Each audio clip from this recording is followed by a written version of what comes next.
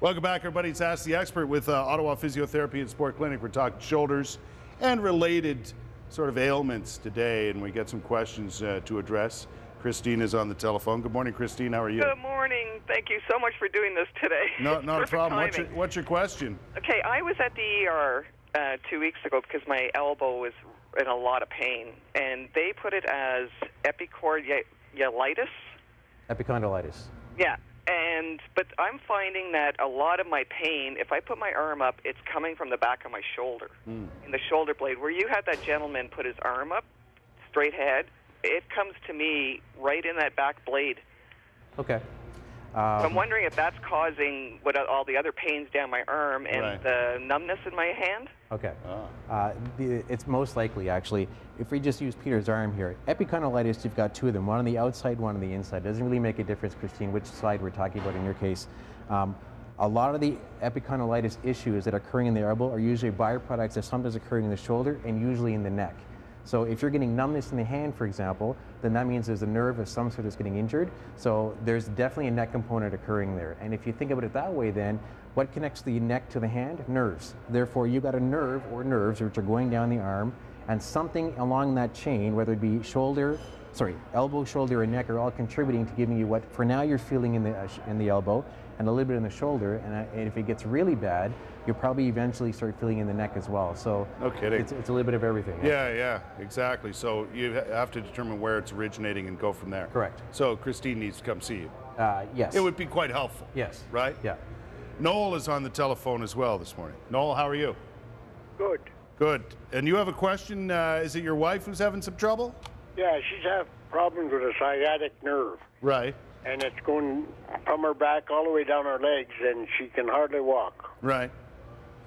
Any idea, was there any trauma that might have caused that, Noel, or? Not really. No. It just come up, and we thought it might have been from doing some garden work, but we didn't do any this year so far. Okay. So. Okay. Okay.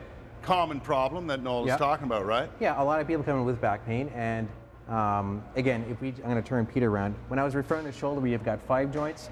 Well, in the lower back, you've got 32 bones. Each bone has got 3 joints each, so 32 times 9, okay? And then we've got all the muscles and ligaments that are related to that. So if a person's getting pain which is going down the leg, and if it's going down both legs, then that's a pretty significant injury that's irritating the nerves. And then the first thing that should happen in that case, Noel, is I'd probably recommend that you see your family physician just to rule out anything that's occurring in the back that is warranted, that needs to be looked at first. And then depending on what shows up or doesn't show up, the next bet would be to go see a physiotherapist to try to assess what's occurring in the lower back in terms of the joints and muscles and whatnot to figure out what's causing the problem. Right, right.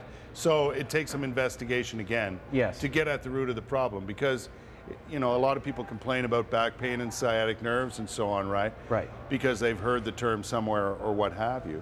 But there may be other things related to that issue that you need to figure out. Exactly. Like the medical definition of sciatic nerve pain is pain coming from the back, going down the back of the entire leg, going into the foot.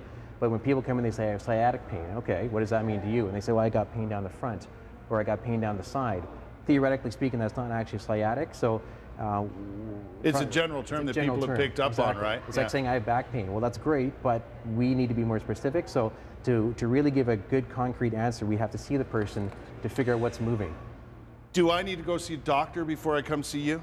Absolutely not. You can just walk into any physio clinic to get physiotherapy. The only time you ever need a referral is depending on your insurance plan. Right. Some insurance plans will require a physician referral to make the claim, but you don't need a physician's referral to see a physiotherapist. Exactly. And a lot of people think there's a process that you really have to go through, and it's not that difficult. Exactly. Yeah. I mean, it used to be like that a long time ago. We were going to say in the 90s, but people are still under the impression that you need a referral to see a physio. We're going to take a look at how you get in touch with Matthew and his team at Ottawa Physiotherapy and Sport Clinic. They have a Barhaven clinic, there's a Westboro clinic, and one in Orleans too. There are the phone numbers. There's the website, which is quite informative. So if you have some questions about anything that they do, it's all listed right there. It's easy to find out, and then make your appointment and away you go. Thanks, fellas. Appreciate it. Thanks, sir.